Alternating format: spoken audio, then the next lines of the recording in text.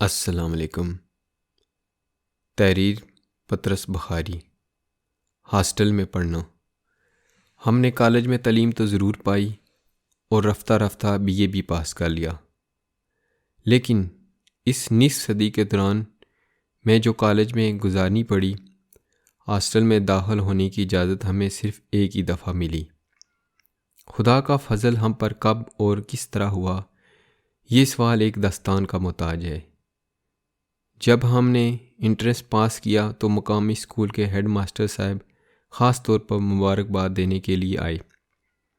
قریبی رشتہ داروں نے دعوتیں کیں، محلے والوں میں مٹھائیاں بانٹی گئیں اور ہمارے گھر والوں پر یک لخت اس بات کا انکشاف ہوا کہ وہ لڑکا جسے آج تک وہ اپنی کوتاہ بینی کی وجہ سے ایک بیکار اور نالائق فرزند سمجھتے رہے تھے، دراصل لامحدود قابلیتوں کا مالک ہے، جس کی نشو و نما پر بے شمار آنے والی نسلوں کی بہبودی کا انحصار ہے۔ چنانچہ ہماری آئندہ زندگی کے متعلق طرح طرح کی تجویزوں پر غور کیا جانے لگا۔ 3rd ڈویژن میں پاس ہونے کی وجہ سے یونیورسٹی نے ہم کو وظیفہ دینا مناسب نہ سمجھا، چونکہ ہمارے خاندان نے خدا کے فضل سے آج تک کبھی کسی کے سامنے ہاتھ نہیں پھیلائے۔ اس لیے وظیفے کا نہ ملنا بھی خصوصاً ان رشتہ داروں کے لیے جو رشتے کے لحاظ سے خاندان کے مضافات میں بستے تھے، فخر و مباحات کا باعث بن گیا، اور مرکزی رشتہ داروں نے تو اس کی پاس و وضع اور حفظ و مراتب سمجھ کر ممدود کی شرافت و نجات کو بے حد سراہا۔ بہرحال ہمارے خاندانوں میں فالتو پیسے کی بہتات تھی، اس لیے بلا تکلف یہ فیصلہ کر لیا گیا کہ نہ صرف ہماری بلکہ ملک و قوم اور شاید بنی نوع انسان کی بہتری کے لیے ضروری ہے کہ ایسے ہونہار طالب علم کی تعلیم جاری رکھی جائے۔ اس کے بارے میں ہم سے مشورہ لیا گیا۔ عمر بھر میں اس سے پہلے ہمارے کسی معاملے میں ہم سے رائے طلب نہ کی گئی، لیکن اب تو حالات بہت مختلف تھے۔ اب تو ایک غیر جانبدار اور ایماندار منصف یعنی یونیورسٹی ہماری بیدار مغزی کی تصدیق کر چکی تھی۔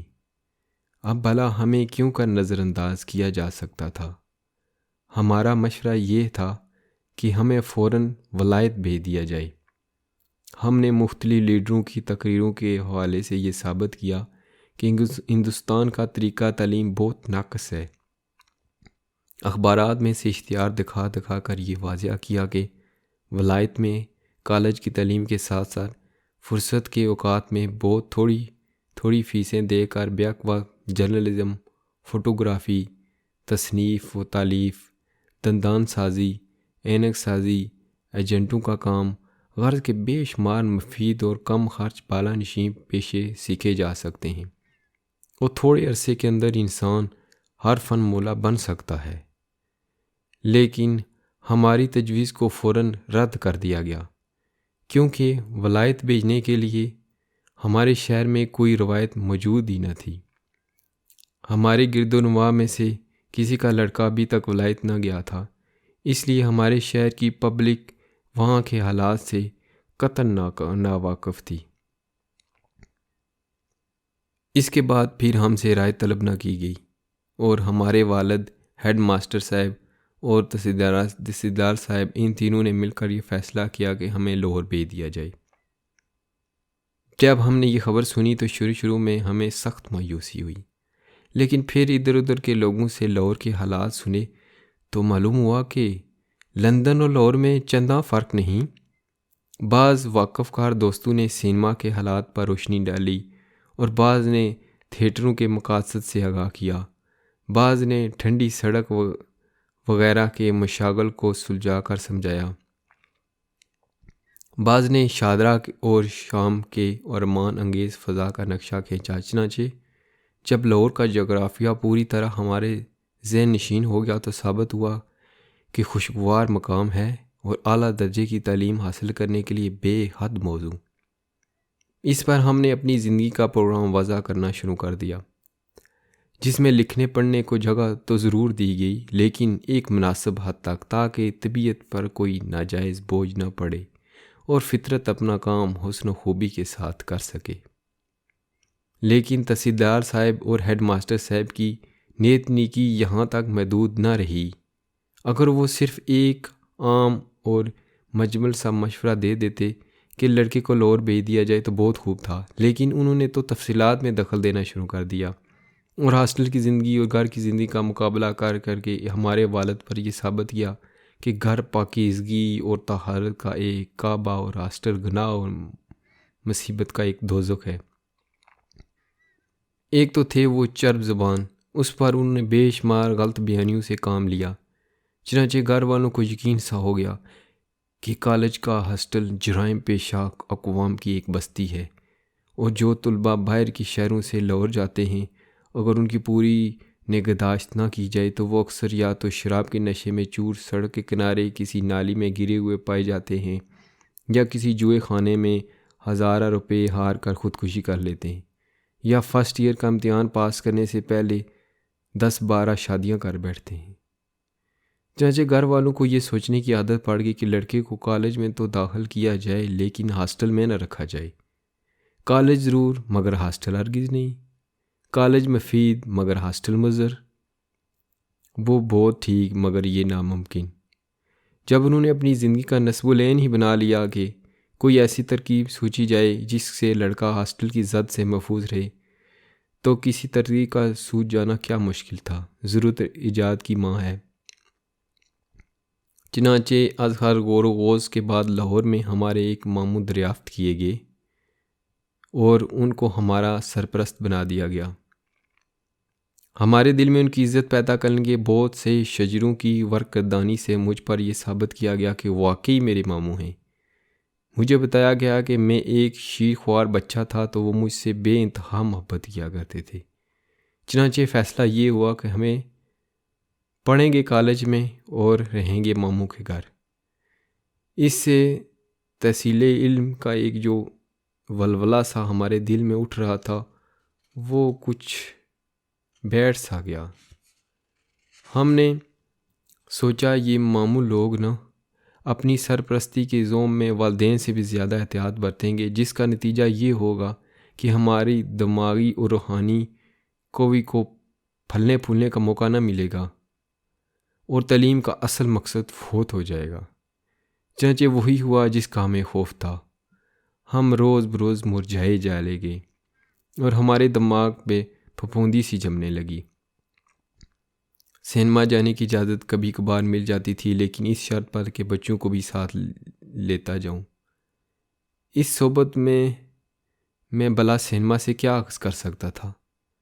تھیٹر کے معاملے ہماری معلومات اندر صبا سے آگے نہ بڑھنے پائیں۔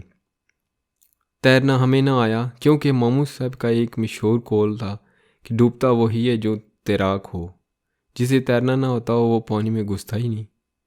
گھر پہ آنے جانے والے دوستوں کا انتخاب ماموں کے ہاتھ میں تھا۔ کوٹ کتنا لمبا پہنا جائے اور بال کتنے لمبے رکھے جائیں، اس کے متعلق ہدایات بہت کڑی تھیں۔ ہفتے میں 2 بار گھر خط لکھنا ضروری تھا۔ سگریٹ غسل خانے میں چھپ کر پیتا تھا۔ گانے بجانے کی سخت ممانعت تھی۔ یہ سبحانہ زندگی ہمیں راس نہ آئی۔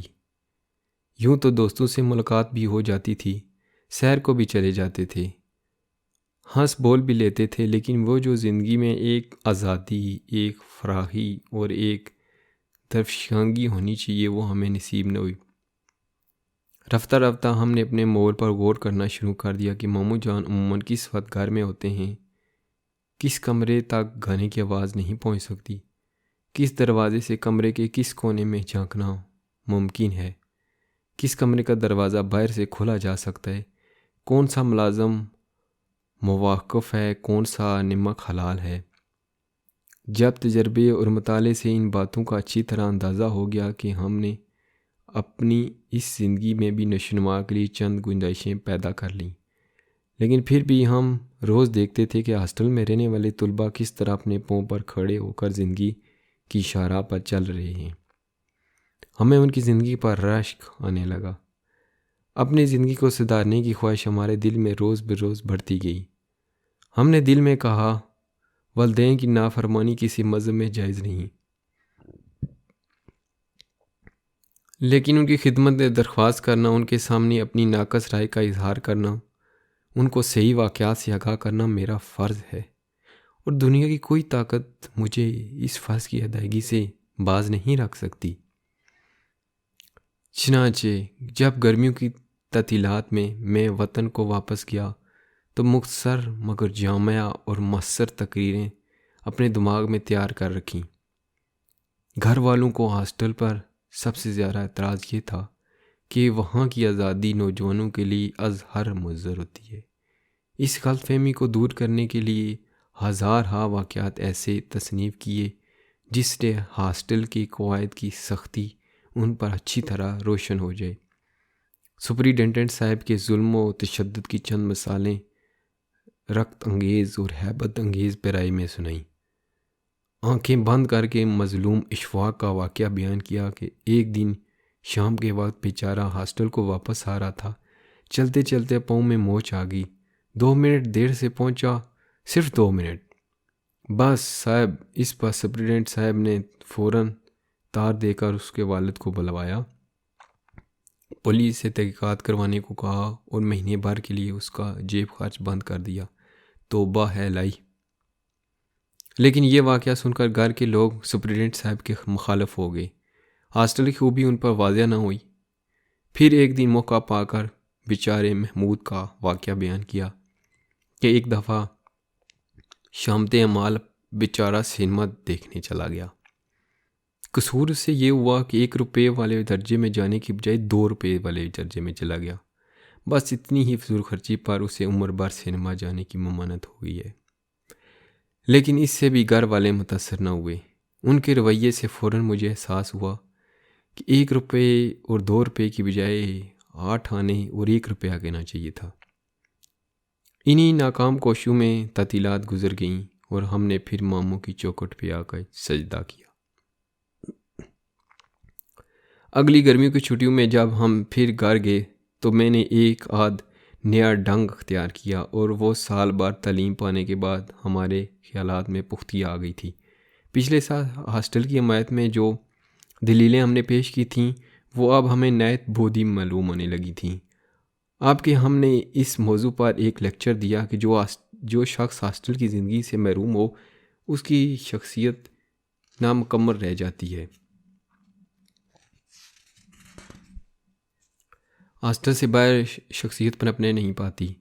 چند دن تو ہم اس پر فلسفانہ گفتگو کرتے رہے اور نفسیات کے نقطہ نظر سے اس پر بہت کچھ روشنی ڈالی، لیکن پھر ہمیں معلوم ہوا کہ بغیر مثالوں کے کام نہ چلے گا، اور جب مثالیں دینے کی نوبت آئی تو ذرا دقت محسوس ہوئی۔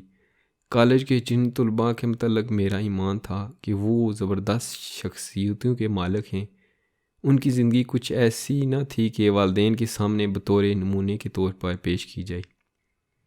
ہر وہ شخص جسے کالج میں تعلیم حاصل کرنے کا موقع ملا ہے جانتا ہے کہ والدینی اغراض کے لیے واقعات کو ایک نئے اور چھوٹے پیرائی میں بیان کرنے کی ضرورت پیش آتی ہے، لیکن اس پیرائی کا سوج جانا الہام اور اتفاق پر منحصر ہے۔ بعض روشن خیال بیٹے والدین کو کچھ اس طرح مطمئن کر دیتے ہیں کہ ہر ہفتے ان کے نام منی آرڈر چلا آتا ہے۔ جب ہم 1.5 مہینے تک ہاسٹل شخصیت اور ہاسٹل کی زندگی پر اس کا انحصار، ان 2 مضمونوں پر وقتاً فوقتاً اپنے خیالات کا اظہار کرتے رہے تو ایک دن والد نے پوچھا، تمہارا شخصیت سے آخر مطلب کیا ہے؟ میں نے خدا سے یہی چاہتا تھا کہ وہ مجھے غرض و معروض کا موقع دیں۔ میں نے کہا، دیکھیے نا، مثلاً ایک طالب علم ہے، وہ کالج میں پڑھتا ہے۔ اب ایک تو اس کا دماغ ہے، ایک اس کا جسم ہے جس کی صحت بھی ضروری ہے۔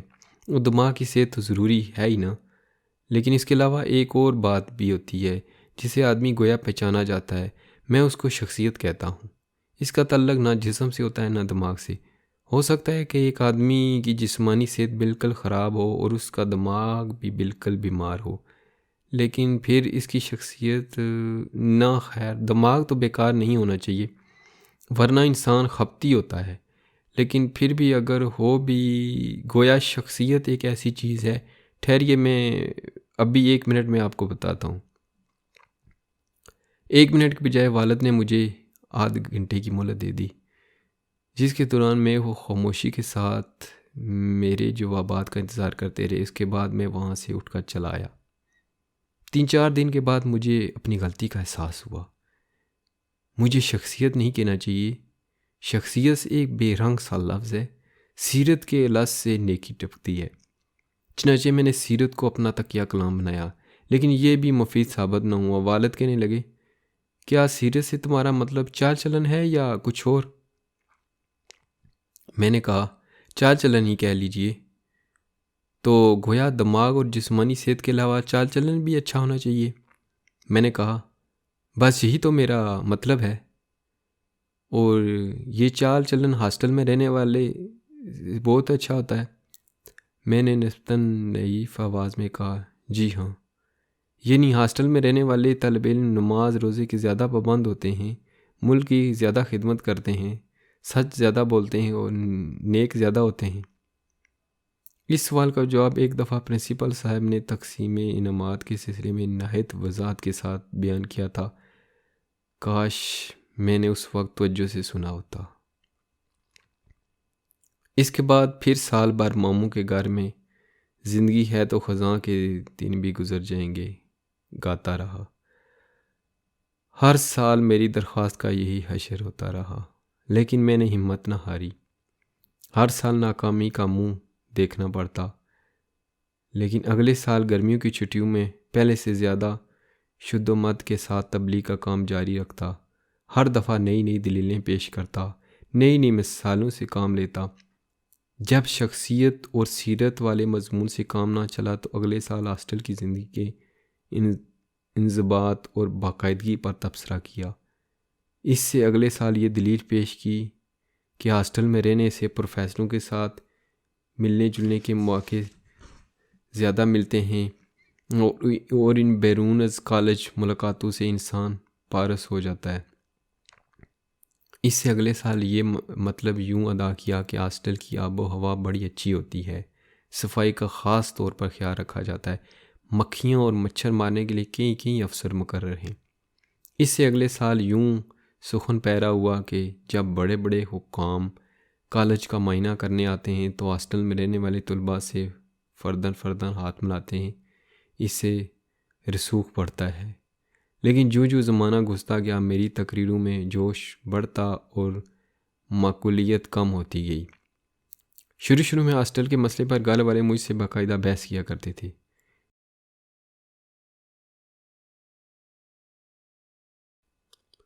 کچھ عرصے کے بعد انہوں نے ایک لفظ انکار کا رویہ اختیار کرنا شروع کر دیا۔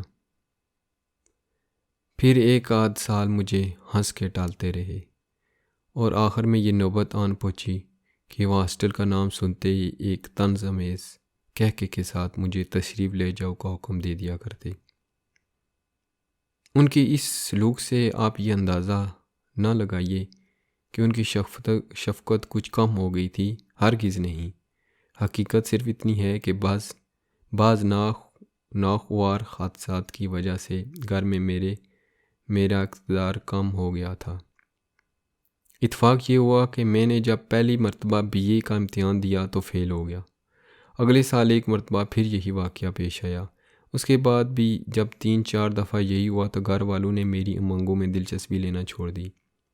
BA میں پے در پے فیل ہونے کی وجہ سے میری گفتگو میں ایک سوز تو ضرور آ گیا تھا، لیکن کلام میں وہ پہلے جیسی شوقت اور میری رائے کی وہ پہلے جیسی وقت نہ رہی تھی۔ میں زمانہ طالب علمی کے اس دور کا حال ذرا تفصیل سے بیان کرنا چاہتا ہوں، کیونکہ اس سے ایک تو آپ میری زندگی کے نشیب و فراز سے اچھی طرح واقف ہو جائیں گے، اور اس کے علاوہ اس سے یونیورسٹی کی بعض بے قاعدگیوں کا راز بھی آپ پر آشکار ہو جائے گا۔ میں پہلے سال BA میں کیوں فیل ہوا اس کا سمجھنا بہت آسان ہے۔ بات یہ ہوئی کہ جب میں نے FA کا امتحان دیا تو چونکہ ہم نے کام خوب دل لگا کر کیا تھا، اس لیے ہم اس میں کچھ پاس ہو گئے۔ بہرحال فیل نہ ہوئے۔ یونیورسٹی نے یوں تو ہمارا ذکر بڑے اچھے الفاظ میں کیا، لیکن ریاضی کے متعلق یہ اشارہ ہوا کہ صرف اس مضمون کا امتحان ایک آدھ دفعہ پھر دے دو۔ ایسے امتحان کو اصطلاحاً کمپارٹمنٹ کا امتحان کہا جاتا ہے، شاید اس لیے کہ بغیر رضامندی اپنے ہمراہی مسافروں کہ اگر کوئی اس میں سفر کر رہے ہوں، نقل نویسی کی سخت ممانعت ہے۔ اب جب ہم بی اے میں داخل ہونے لگے تو ہم نے یہ سوچا کہ بی اے میں ریاضی لیں گے، اس طرح سے کمپارٹمنٹ کا امتحان کے لیے فالتو کام نہ کرنا پڑے گا، لیکن ہمیں سب لوگوں نے یہی مشورہ دیا کہ تم ریاضی مت لو۔ جب ہم نے اس کی وجہ پوچھی تو کسی نے ہمیں کوئی معقول جواب نہ دیا، لیکن جب پرنسپل نے بھی یہی مشورہ دیا تو ہم رضامند ہو گئے۔ چنانچہ بی اے میں ہمارے مضامین انگریزی، تاریخ اور فارسی قرار پائے۔ ساتھ ساتھ ہمیں ریاضی کے امتحان کی بھی تیاری کرتے رہے، گویا ہم 3 کی بجائے 4 مضمون پڑھ رہے تھے۔ اس طرح سے جو صورتحال پیدا ہوئی اس کا اندازہ وہی لوگ لگا سکتے ہیں جنہیں یونیورسٹی کے امتحانات کا کافی تجربہ ہے۔ ہمارے قوت مطالعہ منتشر ہو گئی اور خیالات میں پرانگندگی پیدا ہو گئی۔ اگر مجھے 4 کی بجائے صرف 3 مضامین پڑھنے ہوتے تو جو وقت میں فی الحال چوتھے مضمون کو دے رہا تھا وہ بانٹ کر ان تینوں مضامین کو دے دیتا۔ آپ یقین مانیے کہ اس سے بڑا فرق پڑ جاتا ہے، اور فرض کیا کہ اگر میں وہ وقت تینوں کو بانٹ کر نہ دیتا بلکہ سب کا ان تینوں میں سے کسی ایک مضمون کے لیے وقف کر دیتا تو کم از کم اس مضمون سے تو پاس ہو جاتا۔ لیکن موجودہ حالات میں تو وہی ہونا لازم تھا جو ہوا، یعنی یہ کہ میں کسی مضمون میں بلا کما کا توجہ نہ کر سکا۔ کمپارٹمنٹ کے امتحان میں تو پاس ہو گیا، لیکن بی اے میں ایک انگریزی میں فیل ہوا۔ وہ تو ہونا ہی تھا کیونکہ انگریزی ہماری مادری زبان نہیں۔ اس کے علاوہ تاریخ اور فارسی میں بھی فیل ہو گیا۔ اب آپ بھی سوچئے نا کہ جو وقت مجھے کمپارٹمنٹ کے امتحان میں صرف کرنا پڑا وہ اگر میں صرف نہ کرتا بلکہ اس کی بجائے مگر خیر اب بات میں پہلے عرض کر چکا ہوں۔ فارسی میں کسی ایسے شخص کا فیل ہونا جو ایک علم دوست خاندان سے تعلق رکھتا اور لوگوں کے لیے از حد حیرت کا موجب ہوا، اور سچ پوچھئے تو ہمیں بھی اس پر سخت ندامت ہوئی۔ لیکن خیر اگلے سال یہ ندامت دھل گئی اور ہم فارسی میں پاس ہو گئے۔ اس سے اگلے سال تاریخ میں پاس ہو گئے اور اس سے اگلے سال انگریزی میں۔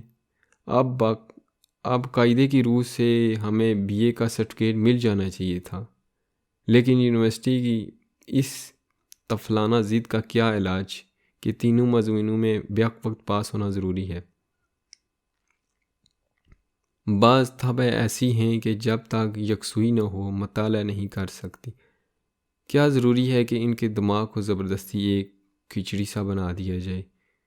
ہم نے ہر سال پھر ایک مضمون پر اپنی تمام توجہ دی اور اس میں وہ کامیابی حاصل کی کہ یاد و شاید باقی وہ مضمون ہم نے نہیں دیکھے، لیکن ہم نے تو یہ ثابت کر دیا کہ جس مضمون میں چاہیں پاس ہو سکتے ہیں۔ اب تک تو 2 مضمونوں میں فیل ہوتے رہے تھے، لیکن اس کے بعد ہم نے تیار کر لیا کہ جہاں تک ہو سکا اپنے مطالعہ کو وسیع کریں گے۔ یونیورسٹی کی بے ہودہ اور بے معنی قواعد کو ہم اپنی مرضی کے مطابق نہیں بنا سکتے، تو اپنی طبیعت پر ہی کچھ زور ڈالیں۔ لیکن جتنا غور کیا اس نتیجے پر پہنچے کہ 3 مضمونوں میں بیک وقت پاس ہونا فی الحال مشکل ہے، پہلے 2 میں پاس ہونے کی کوشش کرنی چاہیے۔ چنانچہ ہم پہلے انگریزی اور فارسی میں پاس ہو گئے اور دوسرے سال فارسی اور تاریخ میں۔ جن مضامین میں ہم جیسے جیسے فیل ہوئے وہ اس نقشے سے ظاہر ہیں۔ نمبر 1 انگریزی، تاریخ، فارسی۔ نمبر 2 انگریزی، تاریخ۔ نمبر 3 انگریزی، فارسی۔ نمبر 4 تاریخ، فارسی۔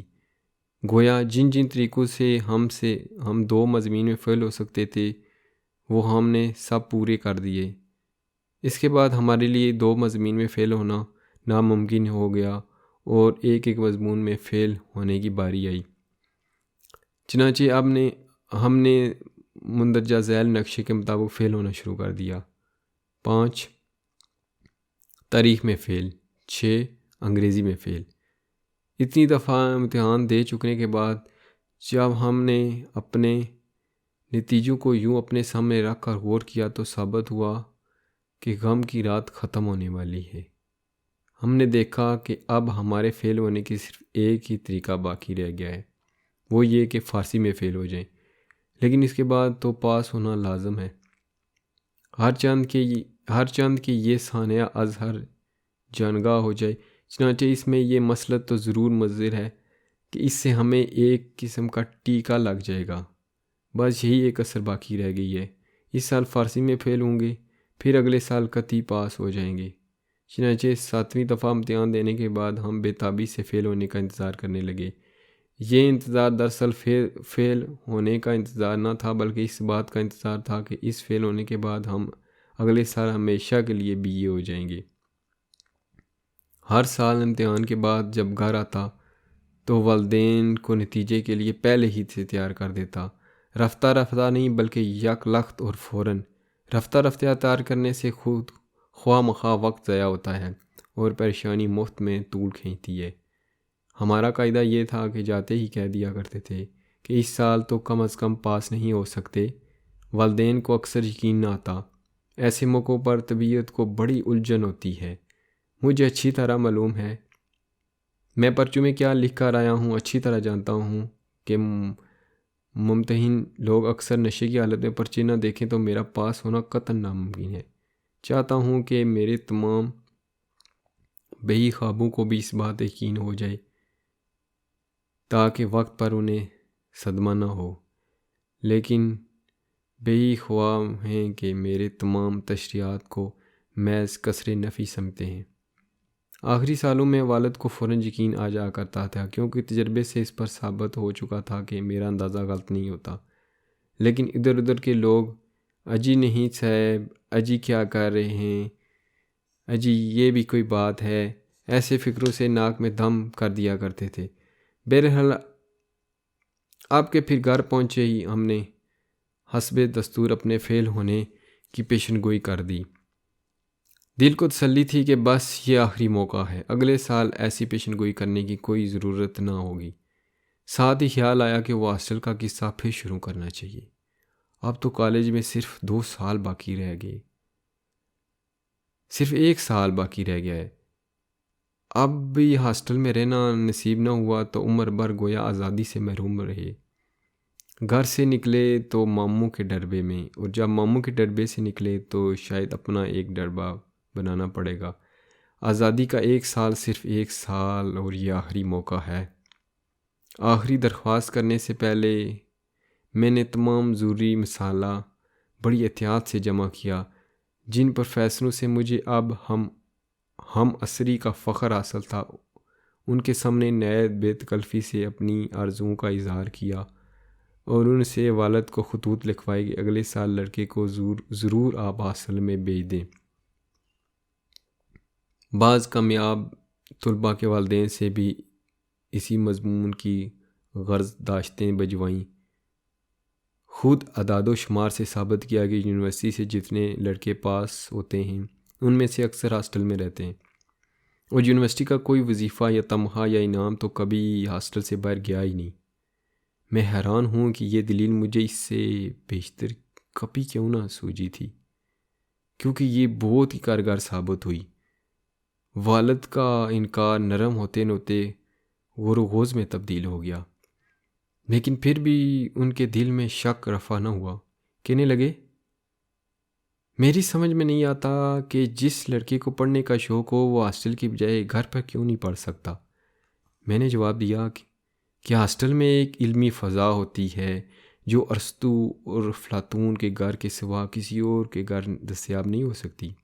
ہاسٹل میں جسے دیکھو بحر علوم میں غوطہ زن نظر آتا ہے، باوجود اس کے کہ ہر ہاسٹل میں 200-300 لڑکے رہتے ہیں، پھر بھی وہ خاموشی طاری رہتی ہے کہ قبرستان معلوم ہوتا ہے۔